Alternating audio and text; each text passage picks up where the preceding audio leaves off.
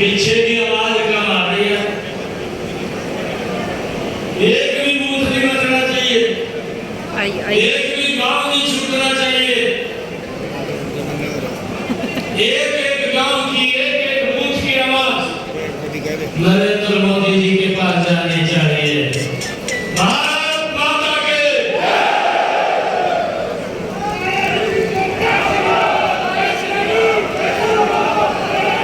का फूल देकर के भेजा है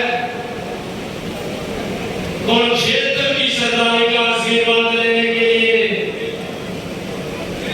आज रवि जिंदल जी अपना नामांकन करके तुरंत कुरुक्षेत्र लोकसभा के लोगों के बीच में आशीर्वाद लेने के लिए आए हैं। जोरदार तालियों से नवीन जी का स्वागत करिए।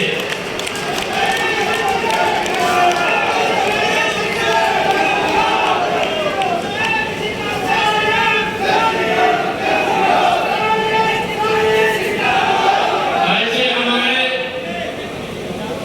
लोकप्रिय प्रत्याशी, मैंने पहले ही कहा था, आज भी बोल रहा हूं, नायब और नवीन में कोई अंतर नहीं है, एक ही चीज है भाइयों। हमारे बीच में हरियाणा सरकार में आप सबका मैं दिल से धन्यवाद करता हूं। हम देख भी रहे हैं इन 10 वर्षों में नरेंद्र मोदी जी के नेतृत्व में भाइयों मेरा ये कुरुक्षेत्र बदला है, मेरा हरियाणा प्रदेश बदला है, मेरा ये देश बदला है। आज गांव गली वार्ड में एक ही चर्चा होती है कि भाई काम तो मोदी ने जबरदस्त किए हैं, काम तो भारतीय जनता पार्टी की सरकार ने जबरदस्त किए हैं। और भाइयों ये चर्चा अंदर खाते, ये कांग्रेस के घर के अंदर भी होती है। कांग्रेस के लोग जब भाई भोजन की थाली के ऊपर बैठते हैं तो वो भी बैठ करके इस बात की चर्चा करते हैं कि मोदी ने भारत को मजबूत किया है दुनिया के अंदर। नरेंद्र मोदी ने भारत को आगे बढ़ाने का लगातार काम किया है।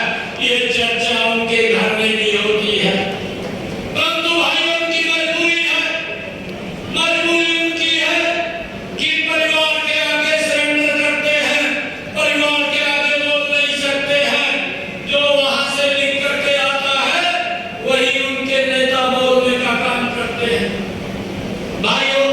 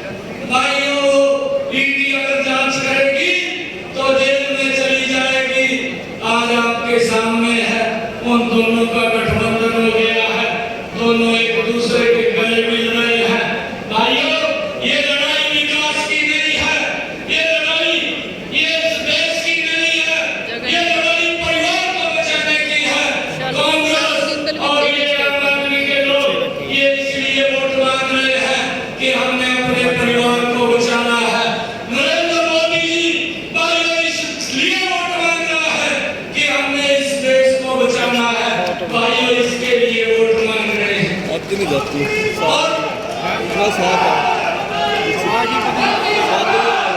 फट रही है आवाज। भाइयों हम देख रहे हैं, हम ये भी देख रहे हैं कि इन 10 वर्षों में गरीब के प्रति मजबूती से ये सरकार ने काम किया है।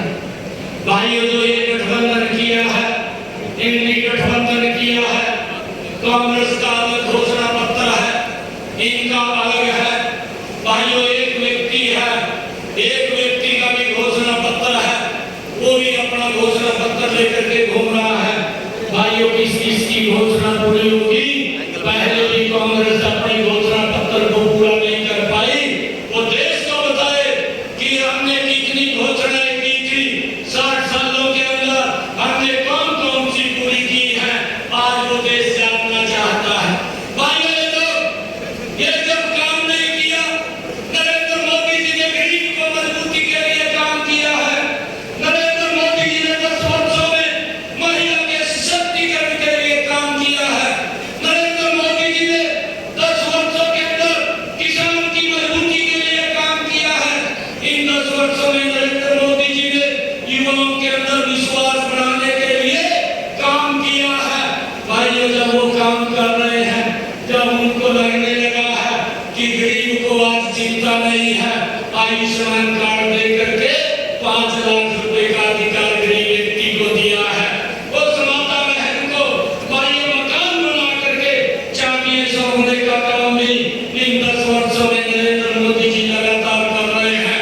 4 करोड़ से ज्यादा मकान बना करके लगातार गरीबों को देने का काम ये हमारी सरकार कर रही है। और भाइयों जब गरीबों के हित के अंदर और माताओं बहनों के घर के अंदर भाइयों 11 करोड़ ऐसी माताएं बहनें थी जो श्याम सूरज ढलने का इंतजार करती थी, उनके घर में इज्जत घर देने का काम भी ये नरेंद्र मोदी जी ने किया है।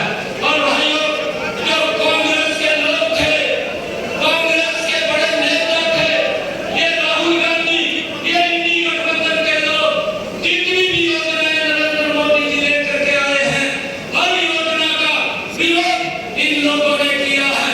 चाहे वो प्रधानमंत्री किसान सम्मान निधि थी, उसका विरोध कांग्रेस ने किया। चाहे प्रधानमंत्री फसल बीमा योजना थी, उसका विरोध कांग्रेस ने किया। चाहे गरीब व्यक्ति को 5 लाख रुपए का आयुष्मान कार्ड दिया, उसका विरोध कांग्रेस पार्टी ने किया।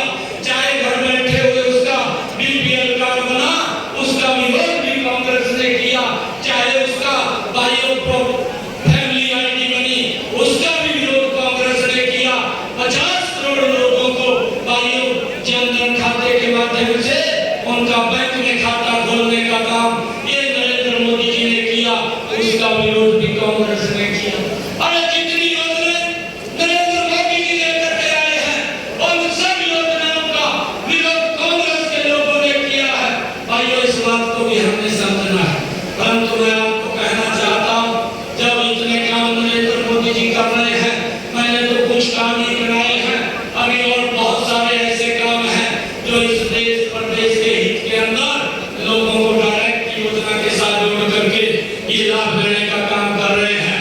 जब इतने काम नरेंद्र मोदी जी कर रहे हैं, तो कांग्रेस की हालत खराब हो रही है, कांग्रेस का पेट खराब हो रहा है।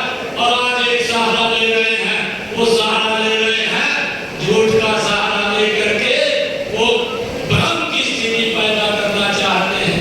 मैं कुरुक्षेत्र की सरदारी को ये आग्रह करना चाहता हूँ, मैं प्रदेश के लोगों को आज इस मन से आग्रह करना चाहता हूँ, मैं देश के लोगों को इस मन से आग्रह करना चाहता हूँ कि इंडिया गठबंधन के लोगों की बात में न आना। ये लोग झूठ बोल करके वोट लेने का काम करते हैं और ये लोगों को उसकी हालात के ऊपर छोड़ देते हैं और शोषण करते हैं, गरीब का भी शोषण करते हैं, देश को भी लूटने का काम ये लोग करते हैं। परंतु भाइयों हमारे सामने है, ये लोग अब इस प्रकार का झूठ बोलते हैं। इन्होंने कहा अपने घोषणा पत्र के अंदर कहा, मुझे तो बड़ा आश्चर्य लग रहा है जो राहुल गांधी साहब ने ये बातें कही हैं कि हम हर गरीब के खाते के 1-1 लाख रुपया पहुंचाएंगे। भाइयों, 46 करोड़ का ये बजट हमारे देश का है और ये राहुल गांधी साहब घोषणा करता है कि मैं 50 लाख करोड़ रुपया गरीब लोगों को दूंगा। और 46 लाख करोड़ का तो बजट है, 50 लाख करोड़ कहां से दे देगा? कितना बड़ा झूठ ये गरीब व्यक्ति को गुमराह करने का। भाइयों, ये कांग्रेस के गठबंधन गठबंधन के लोग कर रहे हैं। भाइयों, अब इसने कहा है, इसने बात कही है कि मैं एक झटके के अंदर गरीबी को समाप्त कर दूंगा।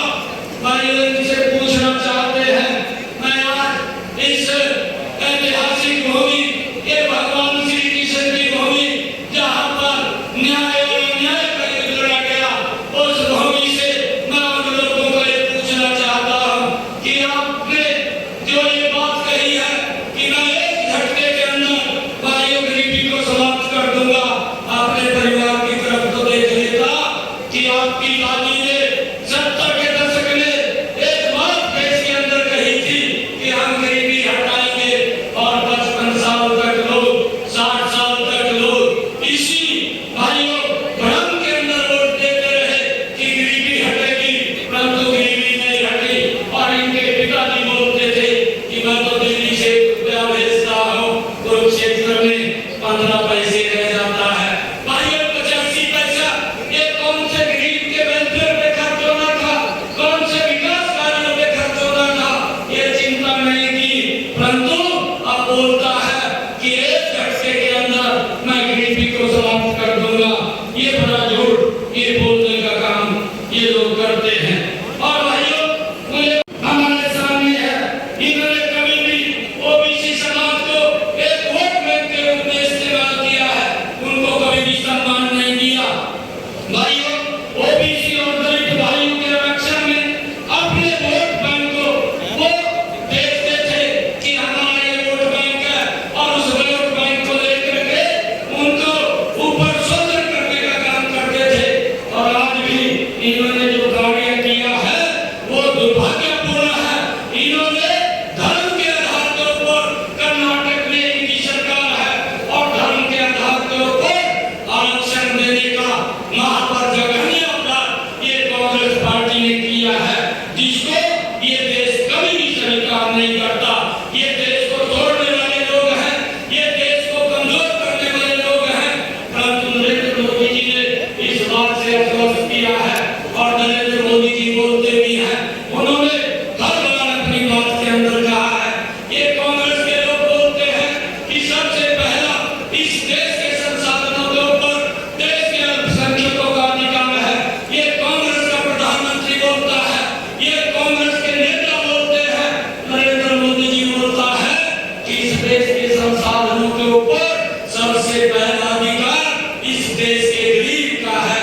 भाइयों, गरीब को लेकर के उसकी मजबूती के लेकर के ये हमारी सरकार देश को आगे बढ़ाने का काम कर रही है।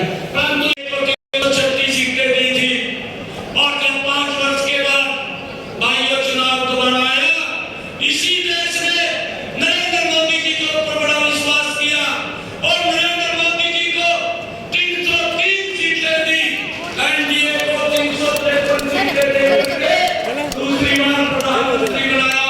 ये 2024 4 जून को जब रिजल्ट आएगा, देश एक ही बात बोल रहा है और वो बोल रहा है अब की बार 400 पार, अब की बार 400 पार, अब की बार 400 पार, ये पूरा देश बोल रहा है। और मैं आज ये कांग्रेस के लोगों को, ये गठबंधन गठबंधन के लोगों को आज मैं कहना चाहता हूँ, इस भगवान श्री कृष्ण की भूमि के ऊपर आज आकर देख ले, जो हमारे लोग आज यहाँ की जनता एक बात बोल रही है, नरेंद्र मोदी अब की बार 405 सीटें दे करके तीसरी बार प्रधानमंत्री बनाने का काम ये देश की जनता कर रही है। भाइयों, हम ये संकल्प लेकर के जाएंगे। आदरणीय प्रधानमंत्री जी को मैं अभी कुछ रोज पहले मिला और प्रधानमंत्री जी को जब मैं मिला, प्रधानमंत्री जी मुझे कहने लगे कि हवा तो बहुत चल रही है, परंतु अगर हवा बाहर बहुत चल रही है